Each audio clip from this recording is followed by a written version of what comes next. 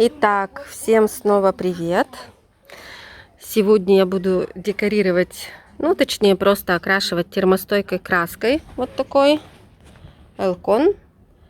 До 1000 градусов температуру выдерживает. Черная матовая, термостойкая эмаль.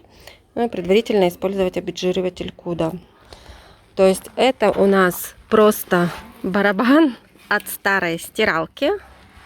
Где-то нашли. Такой вот немножко ржавенький.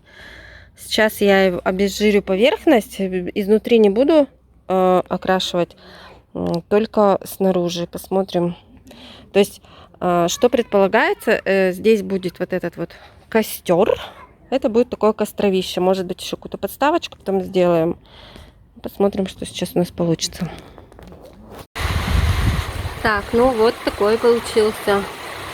Я думаю, что в принципе даже одного раза будет достаточно. То есть внутри я не окрасила, потому что там все равно будем сжечь. Да. Ну, пахнет краска, но на воздухе нормально. Ух ты!